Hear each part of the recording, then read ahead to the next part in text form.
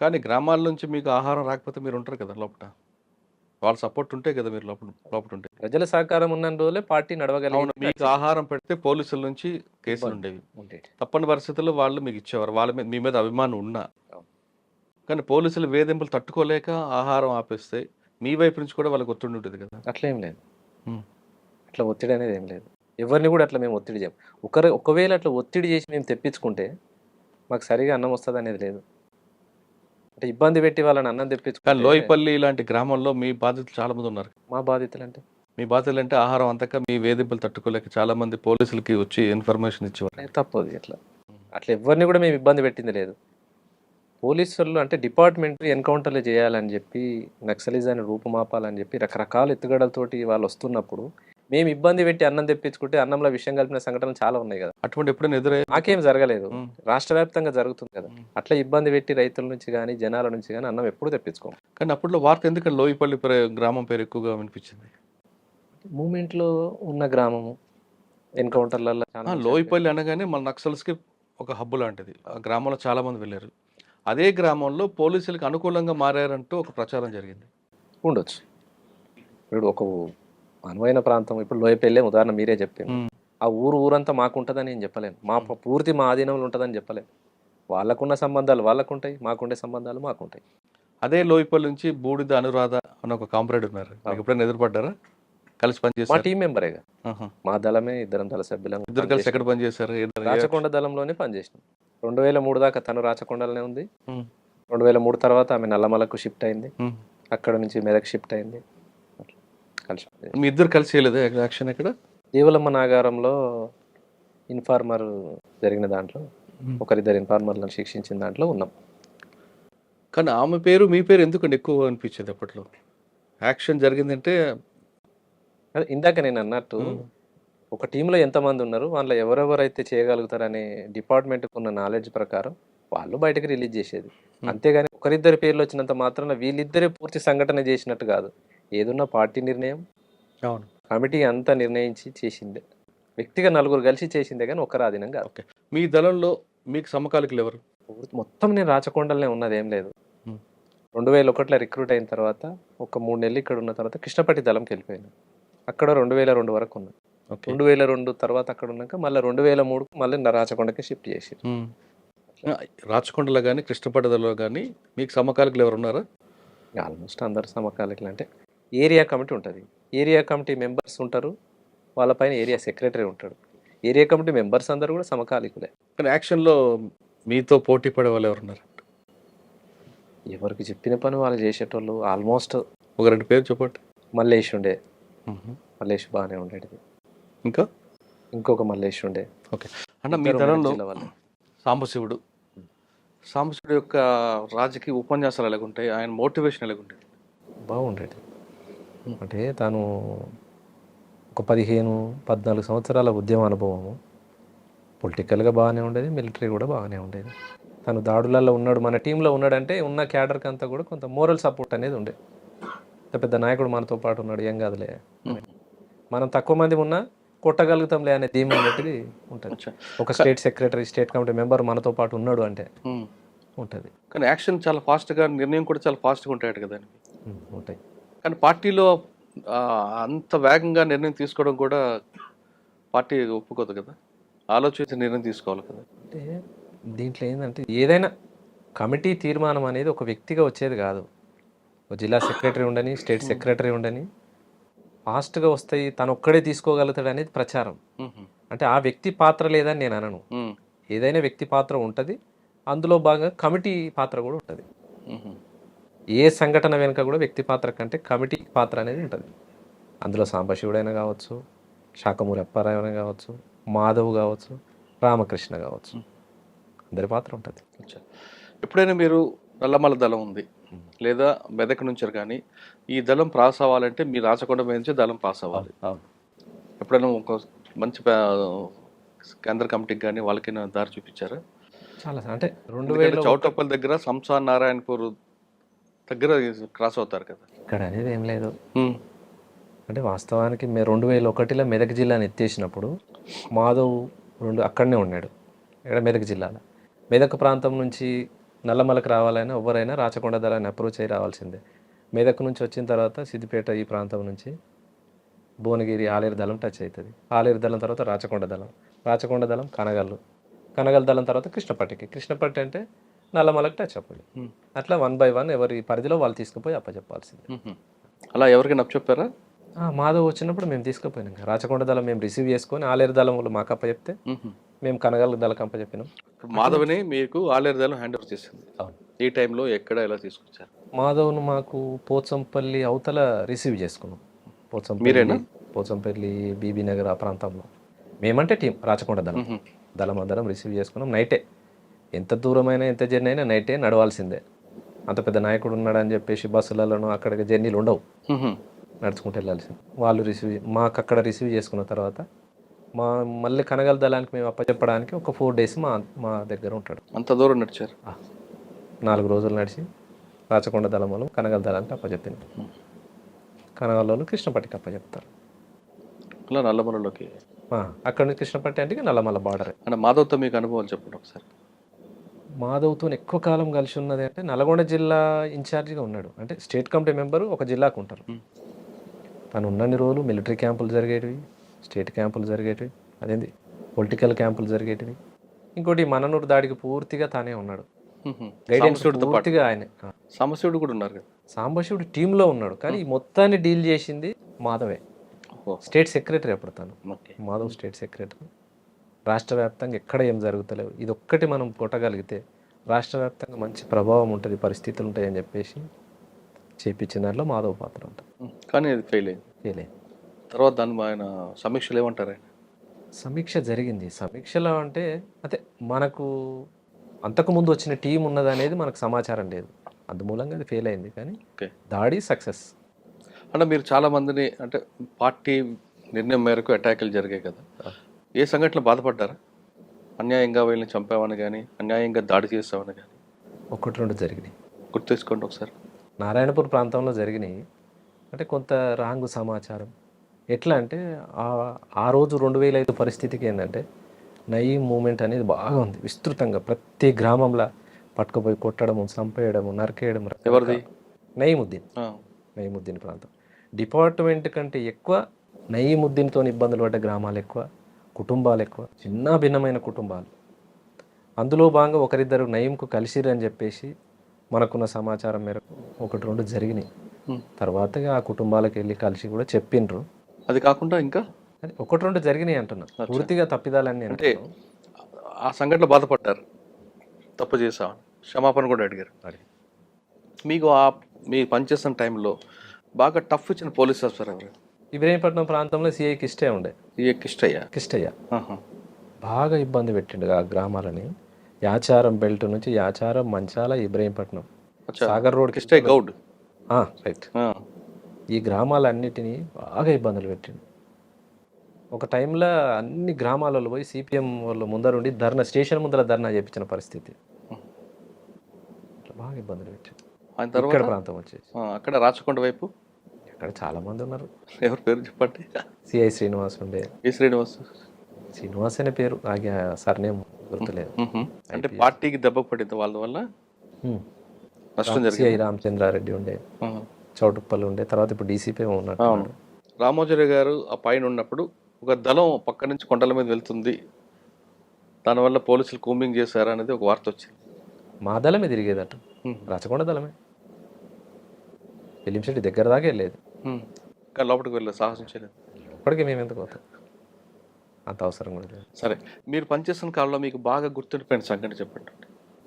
చాలా ఉన్నాయి. ప్రతిరోజు ఎన్కౌంటర్లేనా, వారం వారం ఎన్కౌంటర్లే, పోలీసు వాళ్ళు ఎబ్బడలే, అన్ని ఇబ్బందులే. ఎక్కడో ఎన్కౌంటర్ జరిగిందంటే పార్టీలు ఎలా చర్చించేవారండి? మీ కళ్ళ ముందే రియాజ్ ఎన్కౌంటర్ కానీ చాలా విషయాలు జరిగాయి. అవి ఏ విధంగా మీరు దాన్ని సంతాపం చెప్పేవారు?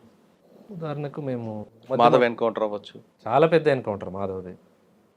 2005లో మేము సాంబశివుడు అందరం ఇటు మహబూబ్ నగర్ సైడ్ ఉన్నాం, నది అవతల సైడ్ ప్రకాశం జిల్లా సైడు మాధవ్ వాళ్ళు ఉన్నారు. ఆ ఎన్కౌంటర్ జరిగిన సాయంత్రం ఒక 2 కామ్రేడ్స్ మళ్ళీ తెల్లారు అనుకుంటా మాకు వచ్చి కలిసిండ్రు. అక్కడి నుంచి విడిపోయిన వాళ్ళంతా వాకీటాకీలో ట్రేస్ చేసి కలిసిండ్రు, వచ్చి కలిసి బోర్డ్ అంజయ్యను ఇంకా మిగతా ఒక ఇద్దరు కామ్రేడ్స్ వచ్చి కలిసారు మాకు. వాళ్ళ ద్వారా తెలిసిందా మీకు ఎన్కౌంటర్ అయింది మాధవ్? వాళ్ళు వచ్చిన తర్వాత మాకు ఎన్కౌంటర్ అంటే రేడియో వార్తలో తెలిసిందే. ఇంత సమాచారం ఎక్కడిది అప్పుడు? రేడియో ఈవినింగ్ పొద్దున రేడియో వార్తలో తెలుస్తుంది.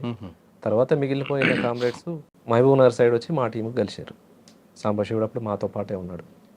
మిగిలిన విడిపోయిన వాళ్ళందరినీ కోఆర్డినేట్ చేసుకొని తీసుకొచ్చి ఆయన అమరుడైనందుకు మీరేమైనా అక్కడ సంతాపం ప్రకటించారా? సమీక్ష జరుగుతుంది, సంతాపం జరిగింది. సంతాపం తర్వాత మాధవ్ జరిగిన ఎన్కౌంటర్కి నిరసనగా ఆత్మకూరు పోలీస్ స్టేషన్ దాడి చేశారు. మీరా? ఎలా చేశారు? రాచకొండ దళమే ఆత్మకూరు పోలీస్ స్టేషన్ మీద దాడి అనేది. రాష్ట్ర వ్యాప్తంగా ఏ ఒక్క సంఘటన జరుగుతలేదు. అయితే మన ఏరియాలో చేద్దామని చెప్పేసి ఆత్మకూరు నల్గొండ జిల్లా, ఇప్పుడు భువనగిరి పక్కన ఆత్మకూరు ఉంటుంది, మోత్కూరు పక్కన, దాని మీద దాడి చేసినాం. దాడి చేసి ఒక ఎస్ఐ చనిపోయినట్టు, 3 కానిస్టేబుల్ చనిపోయినారు. వెపన్స్ దొరికాయి అప్పుడు? వెపన్స్ దొరకలే. ఓకే. మనకున్న సమాచారం ఏంటంటే దాంట్లో స్ట్రాంగ్ రూమ్లో వెపన్స్ ఉంటాయి, కానీ డిపార్ట్మెంట్ తక్కువనే ఉంటారు. దాంట్లో ఒక 6-7 మంది ఉంటారు. ఎస్ఐ దగ్గర మాత్రం పిస్టల్ ఉంటుంది. లోపల 303 వెపన్స్ ఉంటాయి, కానీ అవి వాడరు, స్ట్రాంగ్ రూమ్లో ఉంటాయని సమాచారం. ఆ విధంగా దాడి చేసినాం. పోలీస్ స్టేషన్ కొంత బ్లాస్ట్ చేసినాం, కానీ ఆ స్ట్రాంగ్ రూమ్ తీయలేకపోయినాం. మాధవ్ ఎన్కౌంటర్కి రిటాలియేషన్ చేశారు. ఆ విధంగా ఇంకేమైనా చేశారా? అదొక్కటే, ఆత్మకూరు పోలీస్ స్టేషన్ ఒకటే దాడి చేసినాం. దాడి చేసి ఒక ఎస్ఐ దగ్గర పిస్టల్ వచ్చింది, మిగతా 3 కానిస్టేబుల్ ఏమో చనిపోయినట్టున్నారు. ఎస్ఐ ఎవరు అప్పుడు? మహమ్మద్ జిలానీ ఓకే. ఎస్ఐ. మీకు 2 వీలర్లు అని ఎక్కడ దొరికేవండి అప్పుడు? సంబంధించిన వాళ్ళు మన వాళ్ళు ఉంటారు కదా, అంతా మిలిటెంట్స్, సానుభూతి పరులు వాళ్ళయే. గుట్టల్లో కూడా చాలా ర్యాష్ డ్రైవింగ్ చేస్తారు సుభాష్ అంటారు. అట్లా ఏం లేదు, అందరితో పోయినట్టే అన్నట్టు. కానీ బాగా పేరుంది కదా. నాకు బయట వెహికల్ అసలు డ్రైవింగే రాదు. పార్టీలో పోయిన తర్వాతనే డ్రైవింగ్ నేర్చుకున్నారు. కానీ ఆ గుట్టల్లో చాలా ఫాస్ట్ డ్రైవింగ్ చేయగల సమర్థుడు సుభాష్ అని పేరు పోలీసులు. దేవలమ్మ నాగారం దగ్గర ఒకసారి ఎంటపడ్డారు.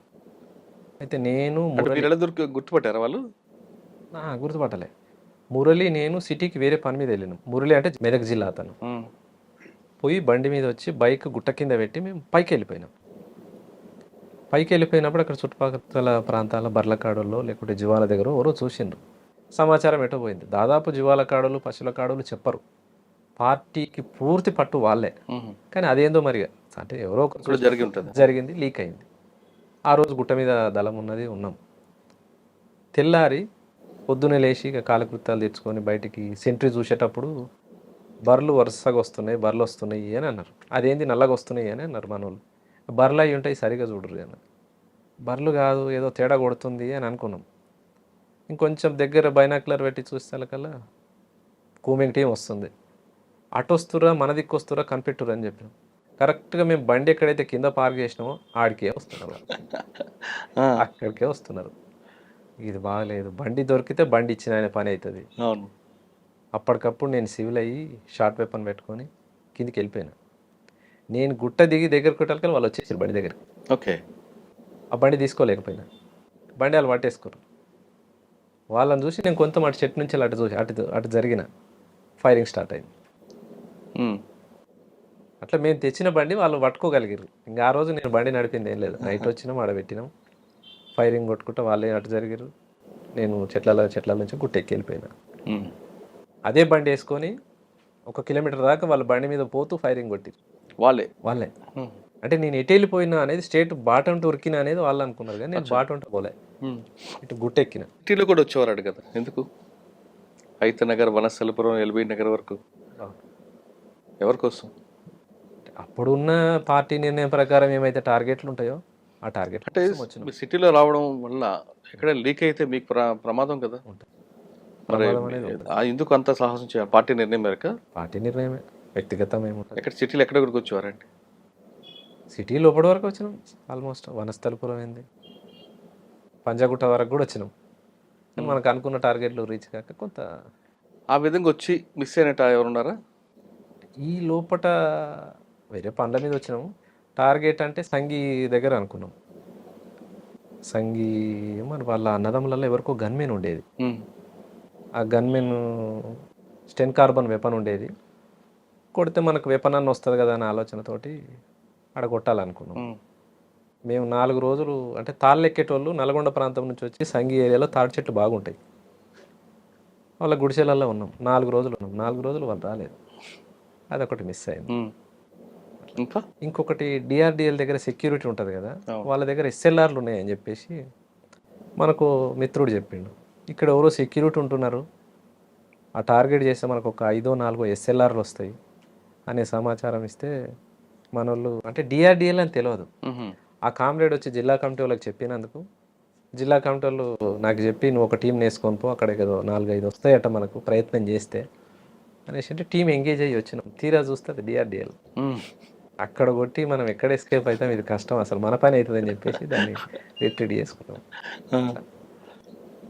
అందులో భాగంగా అంతకన్నా ముందు 2005 కంటే ముందు హైతనగర్ రిక్కీ చేసినాం. Hayathnagar police station, Keesara police station, Maheshwaram police station, Kandukur police station, outskirt జిల్లాలల్లో అంటే సిటీ అవుట్స్కట్స్ ప్రాంతాల్లో ఉన్న ఈ పోలీస్ స్టేషన్లో రిక్కీ చేసుకున్నాం. మ్మ్.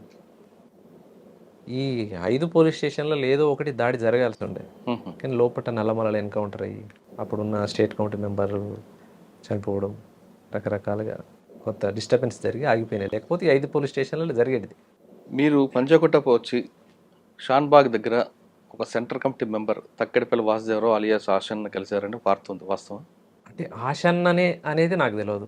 ఇప్పుడు పార్టీ పలానా మనిషిని మీరు కలిసి రావాలి, మాట్లాడేది ఉంది, పోయి రండి అని అంటారు, పోయి వస్తాం, వచ్చారా? పోయి కలిసి ఉంటాం. కానీ తన ఆశన్న అనేది ముందు చెప్పరు. మ్మ్. ఆ, వచ్చిన తర్వాత కలిసారా లేదా? కలిసిన, కానీ తాను ఆశన్న నాకు కూడా తెలియదు. ఇప్పుడు సుదర్శన్ ఒకసారి కలిసిండు, అంతకుముందు ఇంకో స్టేట్ కమిటీ అతను ఒకసారి కలిసిండు, మ్మ్. అట్లా చాలా మంది కలిసిండ్రు, కానీ తానే ఆశన్న అని నాకు తెలియదు. ఆయనతో కలిసి ఏం మాట్లాడారని?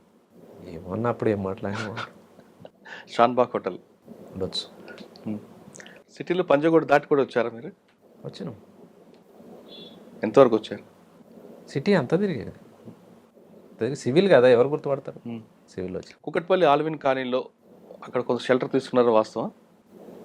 నేను రాలేదు. మీరు అలాదా? నేను రాలేదు. కుకట్పల్లి ఆల్విన్ కాలనీ నేనైతే ఇటైతే రాలే, కుక్కట్పల్లి సైడ్ పంజాగుట్ట లాస్ట్ పంజాగుట్ట వచ్చింది. అదే కుకట్పల్లి పంజాగుట్ట షాన్బాగ్ హోటల్ దగ్గరికి వచ్చారనేది అప్పుడు వార్త వచ్చింది. ఆశాన్ని కలుస్తున్నారు వీళ్ళని.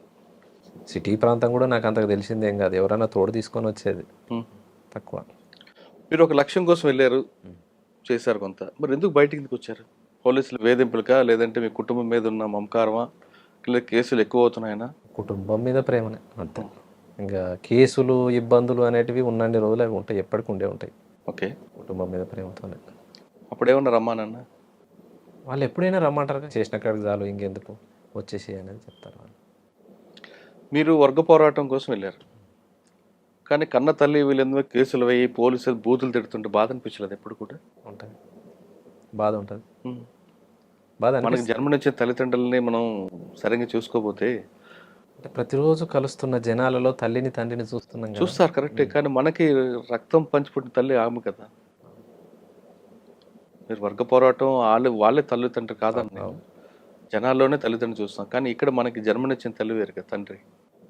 వాస్తవం అన్నట్టు అంటే మీలాంటి వాళ్ళు లోపలికి వెళ్ళడం వల్ల, అంటే మీరు ఒక మంచి ఉద్దేశం వెళ్ళారు, దాంట్లో ఎవరు తప్పట్టరు. మీకు అందరికి కూడా కన్న తల్లి కన్నా ప్రజలే, అమాయకులే ప్రజలే మీకు వాళ్ళే తల్లిదండ్రులు. కానీ ఇక్కడ ఈ తల్లిదండ్రులు మనకి జన్మనిచ్చిన వాళ్ళు కూడా బాధపడతారు కదా.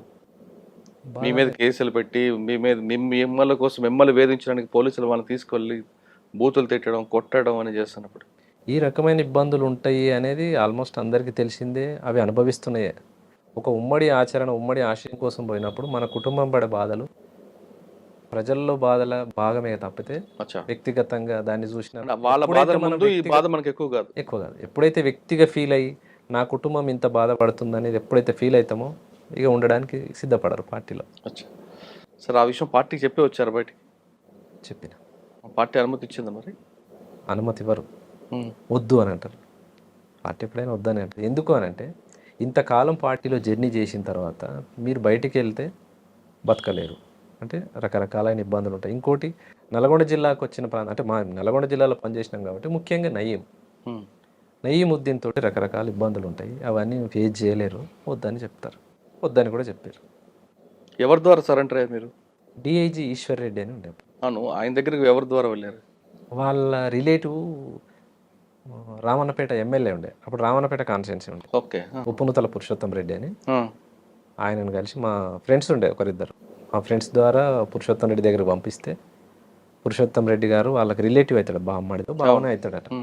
ఆయన మా వాళ్ళకి చెప్తా మీరు వెళ్ళండి అని చెప్పేసి, అంటే నేను పోలేదు, మా నాన్న మా ఫ్రెండ్స్ వాళ్ళని పంపిస్తే ఆయన చెప్పిండు. అట్లా ఈశ్వర్రెడ్డి గారి దగ్గర సరెండర్ అయ్యాను. ఓకే.